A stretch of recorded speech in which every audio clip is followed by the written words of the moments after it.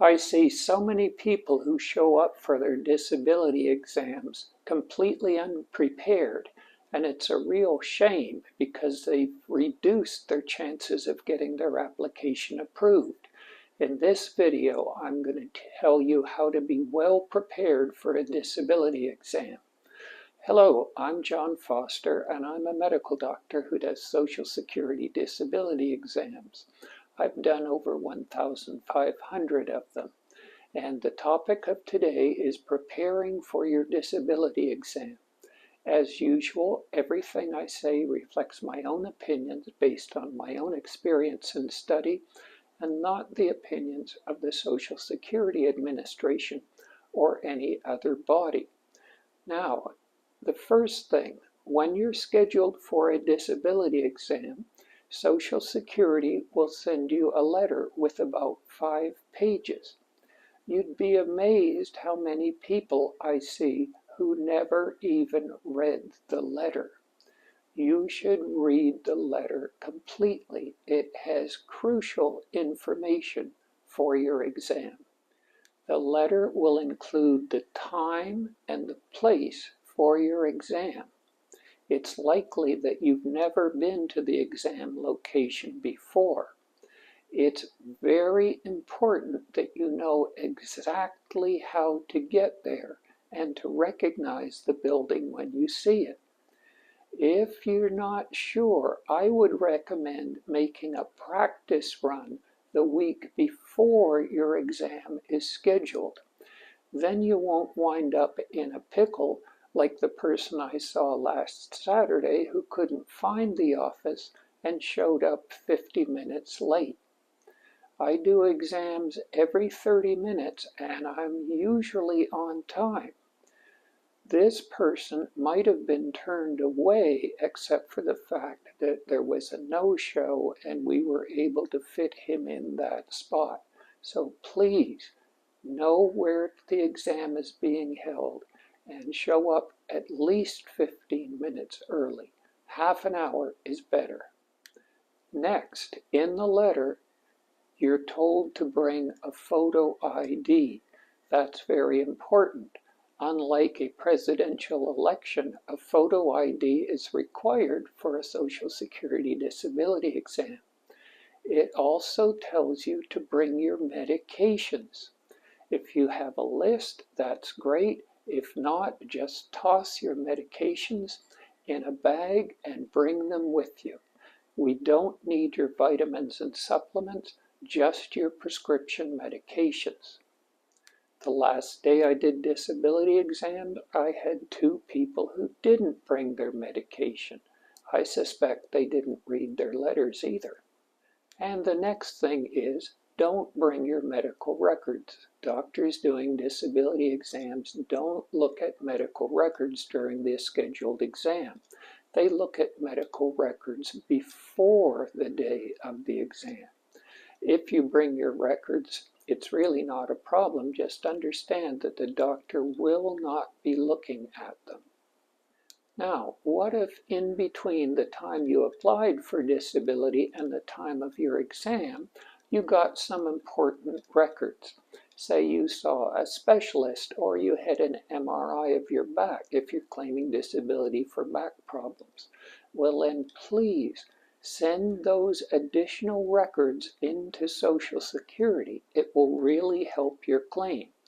But don't bring the consultation report or the MRI report to the exam.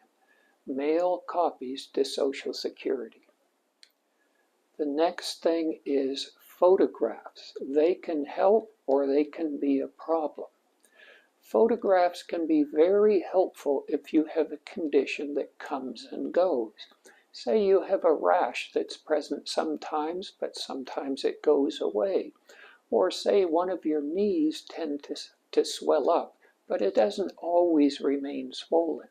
You can almost guarantee that on the day you have your exam, your rash will have disappeared or your knee swelling will have gone down. In that case, showing the doctor a picture of the rash or a picture of the swollen knee can be quite useful. However, please put the pictures in a folder in your phone where you can get to them easily. I've had so many patients tell me they want to show me a picture, pull out their phone, and then look and look and look and not be able to find the picture. They're wasting time. Remember, you only have 30 minutes for your disability exam. You want to use that time as best as possible. Also, if you were injured in a car crash, pictures of your damaged car do not help. I say I treat broken people, not broken cars. I used to work in the emergency department of a trauma center hospital and saw all sorts of injuries from car wrecks. And I never found there was much correlation between the damage to the car and the damage to the patient. Some cars weren't that badly damaged and the patient had serious injuries, and some cars looked like nobody inside would have been able to survive, and all the patient had was some bumps and scrapes. The next thing it's really important to bring is what Social Security calls assistive devices. These are things such as canes, walkers, rollators, kneelers, scooters, and braces. With all assistive devices, Social Security wants the doctor to check the patient without the device, if possible, and then with it, and come to a conclusion as to whether the device is medically necessary or not. If you use a device most of the time, the fact that you use it and that it's medically necessary will usually help your disability claim. Recently, I've had people leave their canes or walkers at home, and in that case, I can't make any comment, and their chances of approval were reduced. Another assistive device to bring is eyeglasses. If you wear eyeglasses, please bring them, because every patient gets their vision checked for a disability exam. Now, here's something that's really important. Make sure you have a good idea of every single problem you have that causes difficulty with work-related abilities. The reason why I say this is because almost every day I do disability exams, I find several problems that the patients hadn't put on their disability application and didn't mention to me, yet they were things that interfered with their ability to work. The last day I did disability exams, I had 2 patients with trouble with balance who hadn't mentioned it. Balance is important because if you have poor balance, you can't work on a roof, you can't work on a ladder, you can't work on a boat, etc. I also had several patients with orthopedic injuries. For example, one man who couldn't lift his arm any higher than that, but hadn't mentioned that anywhere. Again, if you can't lift your arm over shoulder height, you're going to have problems with lifting and carrying, and one of Social Security's concerns is, can you work overhead using both arms? And clearly he couldn't. What I suggest you do is sit down one day with a piece of paper and just go through your entire body from head to toe.